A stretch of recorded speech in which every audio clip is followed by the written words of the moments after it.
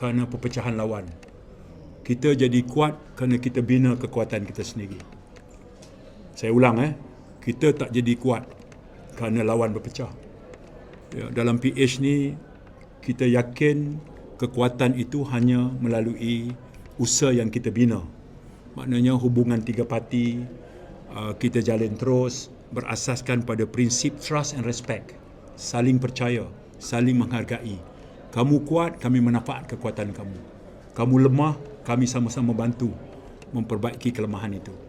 Sebab itu, apa yang berlaku semalam dalam keputusan oleh Jawatankuasa Agung PAS Pusat bukan satu benda baru kalau kita tengok sejarah perjalanan politik PAS. Siapa saja yang bergabung dengan dia berakhir dengan perceraian. Isunya talak 1 atau talak 2 atau talak 3 itu saja. Ya, kita tengok dengan semangat Pak Ponam ke, ataupun dengan PA sendiri ke, kemudian dengan UMNO Muafakat 1.0, kemudian dengan Bersatu, kemudian sekarang Bersatu menerima nasib yang sama. Lepas ni siapa lagi? Walaupun alasannya sama, penyataan ummah, tapi mengikut tafsiran dan sudut pandang dia lah. Sebab itu saya kata, dari segi politik ni dia dinamik.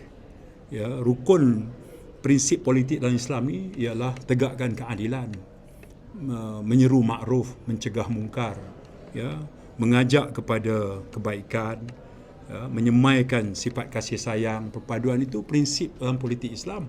Dia tak boleh kata masa berkawan dulu asasnya penyataan ummah. Okey. Masa bercerai pun prinsipnya penyataan ummah juga. Jadi tak boleh bebas bagi tafsiran ikut selera kita.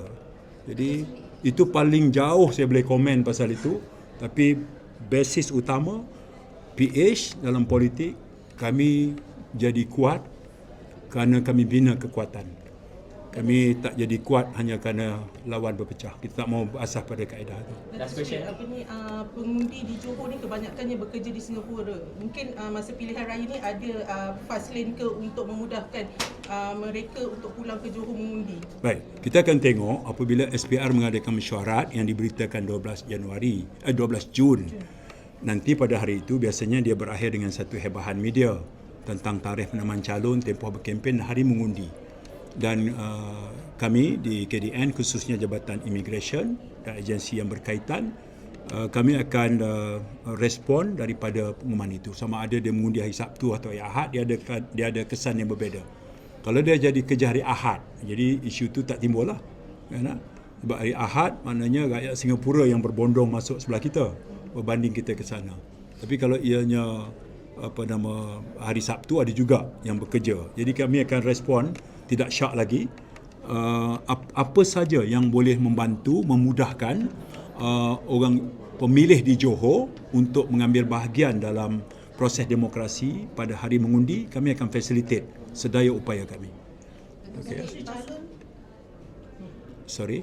Berkenaan dengan calon sebab yang lepas di Batu Pahat ketika pelancaran sudah menyatakan, sudah berbincang, mungkin ada satu tarikh untuk PH sendiri umumkan calon itu bila? Baik, pada hari peluncuran tempoh hari, saya mengumumkan tentang selesai sudah rundingan kerusi. Cuma memutamatkannya itu harus melalui Presidential Council. Tapi oleh kerana Perdana Menteri baru semalam lepas ke Tokyo 3 hari, dia balik nanti saya akan dapat tarikh yang paling awal untuk dia memperus. Itu bagi memutamatkan dari segi pengesahan pembahagian kerusi. Masing-masing parti nanti bertanggungjawab menyusul untuk menyenarai pendek calon. Saya boleh bercakap dalam konteks keadilan. Kami sudah pun memulakan proses itu yang ikut melibatkan Nurul Izzah, Saudara Amir, Fuziah dan saya sendiri. Itu proses tapisan itu kami sudah pun menerima sejumlah nama daripada cabang, daripada negeri, daripada semua sumber sudah pun ada.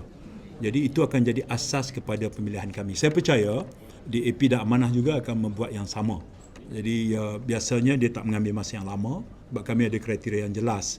Dia mestilah satu nama yang dikenali, punya track record yang baik, kemudian bersedia memberikan komitmen dan ketaatan kepada parti yang memberi watikah untuk bertanding segala macam.